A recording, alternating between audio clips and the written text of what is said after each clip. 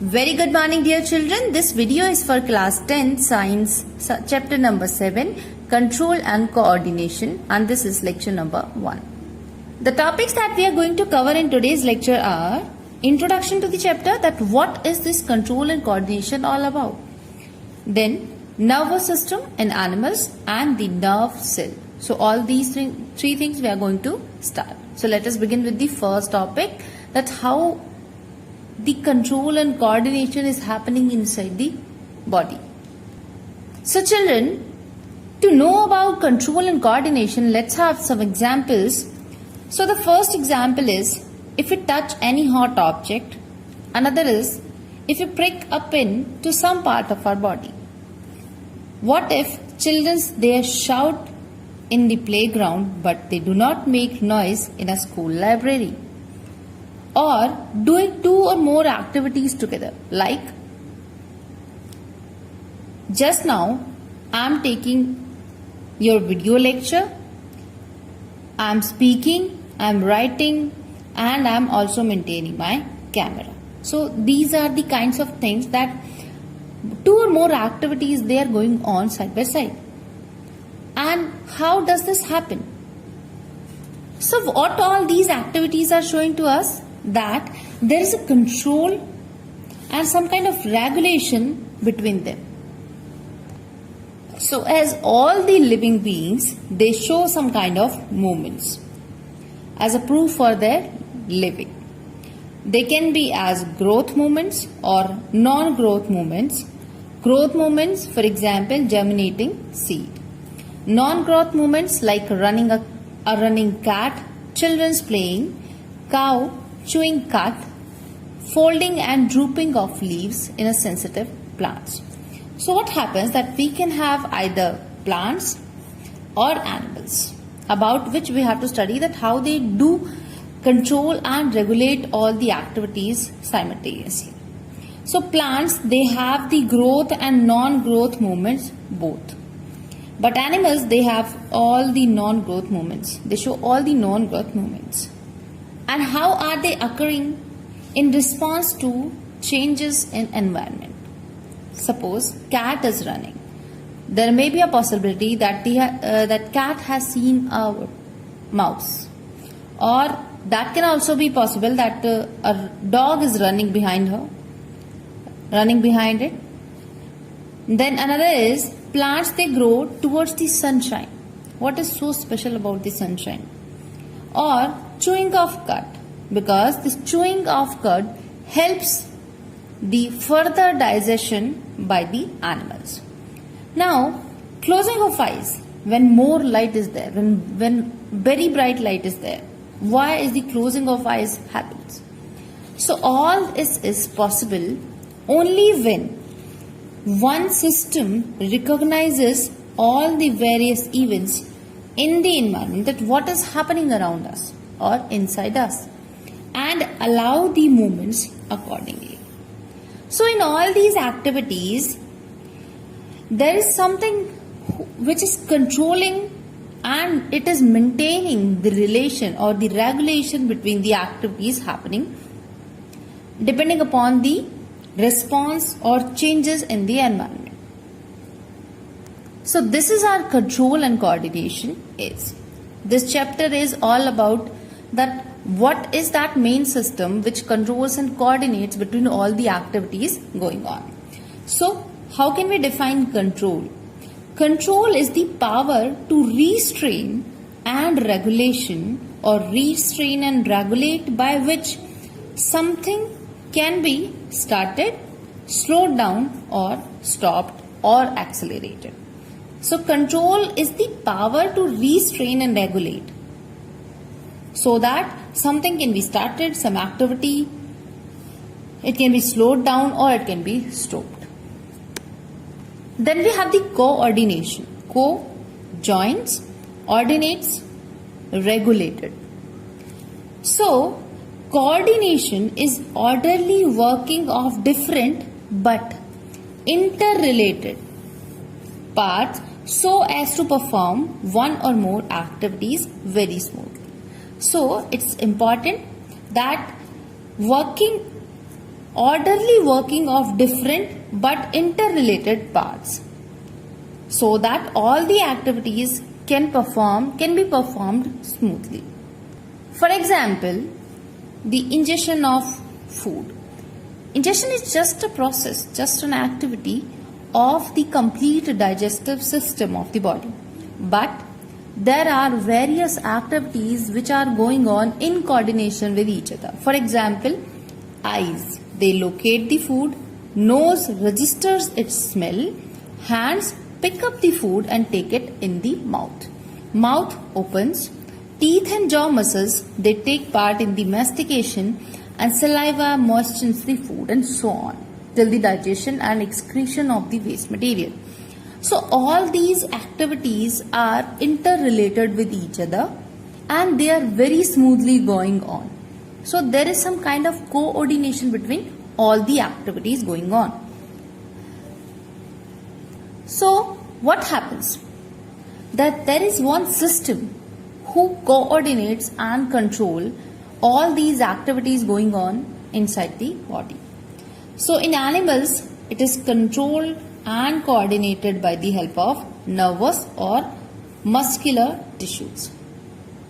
Then in plants, because they do not have the nervous system like humans, so they have a chemical or hormonal coordination and control. But the animals, they have the both. Like they can perform, they do have the nervous system. Along with it, they do have the endocrine system. Endocrine system is responsible for the generation of all kinds of hormones or chemical messengers. So that's why in animals, which kind of control and coordination system works? It's called as neuroendocrine system. So it's both nervous system plus the hormonal coordination. Now let us study about the nervous system in animals. So the structural and functional unit of nervous system is called as neuron or nerve cell. The nerve cell or the nervous system receives information from the surroundings. It processes the information that it has gathered and interprets it, and then it responds accordingly.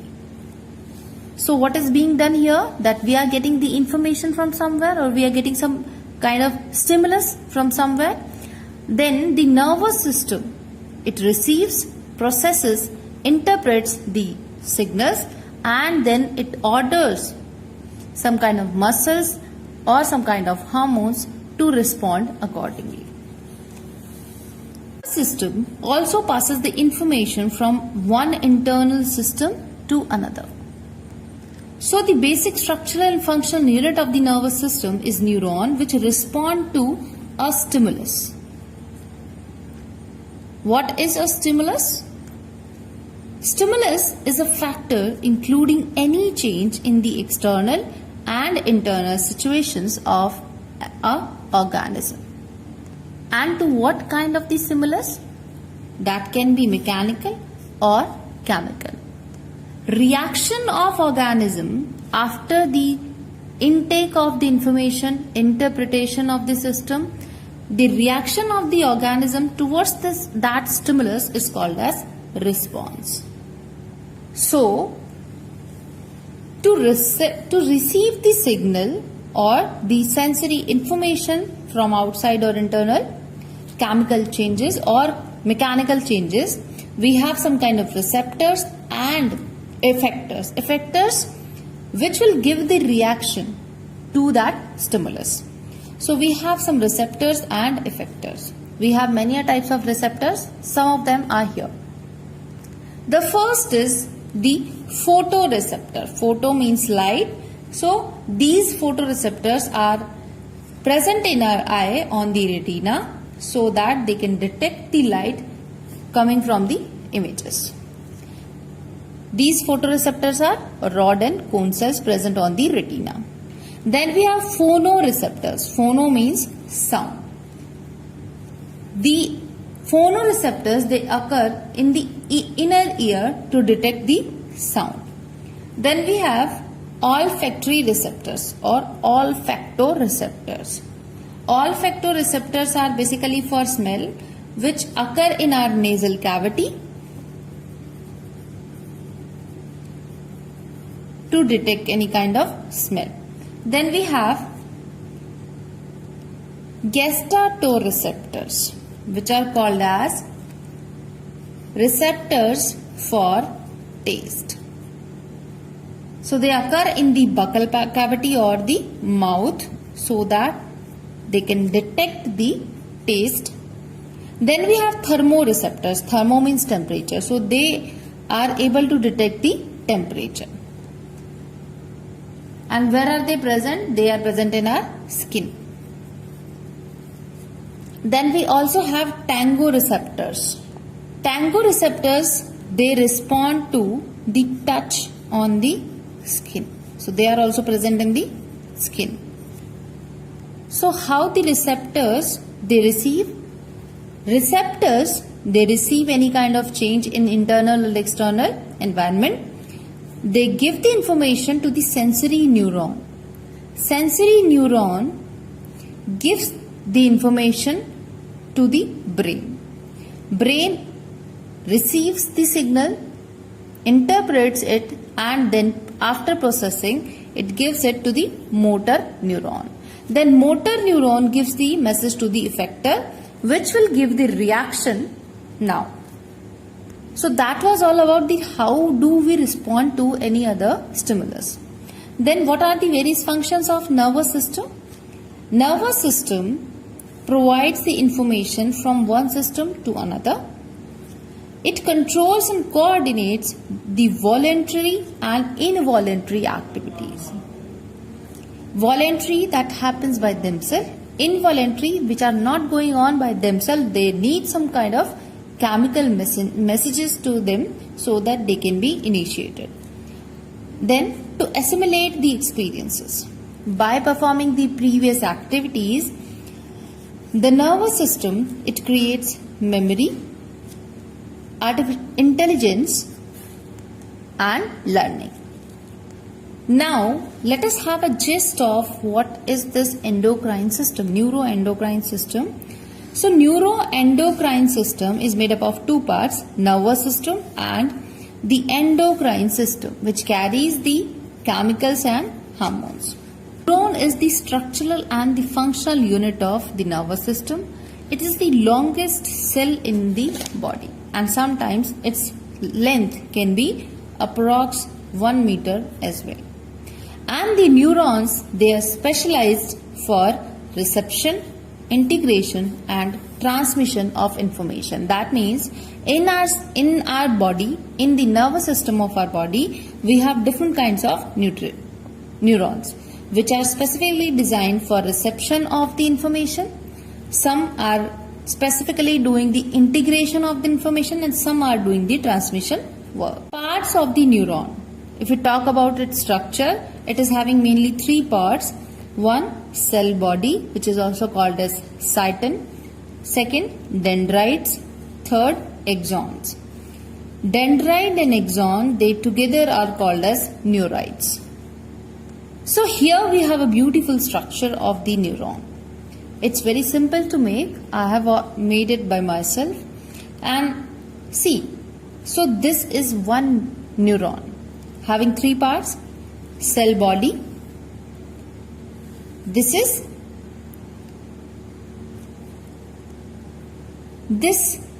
tubular structure that you are seeing here is called as axon. Here these structures are called as dendrites. Then here at the terminal of the neuron, we have the axon terminal, or also called as nerve endings. So this is the complete structure of the neuron. Here you can see that on the axon we have some kind of coverings also, which are called as myelin sheath. Some of the neurons, they are also of such type that they are not having this myelin sheath. Here, this node or this gap between the two myelin sheaths and the axon, this node is called as node of Ranvier. Then here inside the cell body or the cytosol, we have a nucleus, and this is the granular cytoplasm. It carries the neurofibrils, and here we have the nucleus. So we can say about the cell body that cell body is a typical cell that contains the nucleus, granular cytoplasm, and this is almost round or broad part of the neutron. It contains various cells organelles, nucleus and the cytoplasm, but here there is no centriole present here, because of which it can further divide into various parts. So because of that, the division of this cell cannot occur. Now, as the plasma of the cell is called cytoplasm, so here this is a special kind of cell. It is a nerve cell or neuron. So that's why this plasma is called as neuroplasm. And the main function of this cell body is the maintenance of neuron by performing the required metabolic activities. So here inside the cell body, the metabolic activities for the maintenance and growth, or you can say the performance of the neuron occur. Then here we have the second part, which is called as dendrites. So dendrites or dendrons, they are also called as dendrons. These are the short processes in the neuron which perform the function of reception, process and transmission of the signal. Now what happens? These are fine and branch structures. They mechanically, physically and chemically generate electrical messages, and they also pick up these kind of messages coming from other neuron. Then we have the axon. So what is axon? Axon is a single elongated fiber which conducts the impulses away from the cell body. So it takes the signal from here and it conducts in this direction. And it is also called as cytoplasmic terminally branched because it is having the branches at the end, which are called as nerve endings. And remember, the cell membrane of the axon is called as neurolemma. So here we see that both axon and dendrites, they emerge from the cell body. Axon divides into the terminal branches called as nerve endings, and they release the transmission, or they end up the electrical impulse. Axon is covered with a sheath, and sheathed axon is called as nerve fiber. So this kind of lemma is basically the single layer of the sheath on the axon. Between the neurolemma and the axon, we have another layer which is called as myelin sheath. And what is this myelin sheath? This is actually the fat present between the neurolemma and axon. So this kind of axon which is having the myelin sheath on it, it is called as myelinated nerve fiber. Somewhere here we also have the unmyelinated nerve fiber, and at this particular point they are called as knots of Ranvier. If we compare T2 positions, then the myelin sheath covered nerve fiber or axon is more efficient to transfer the signals from one point to another. So children, as today's lecture, you have 5 questions as your homework. Question number 1 is, what is control and coordination? Give one example. Question number 2, what is neuron? Question number 3, draw a well-labeled structure of neuron and explain its parts. Question number 4 is, what are receptors? Question number 5 is, what is a stimulus? So children, this is all about today's lecture. Tomorrow we'll study the synapses, neuromuscular junctions, then we'll understand something about brain, that what are various parts of brain and how they function, or for what specific function they are performing. So till then, take care and goodbye.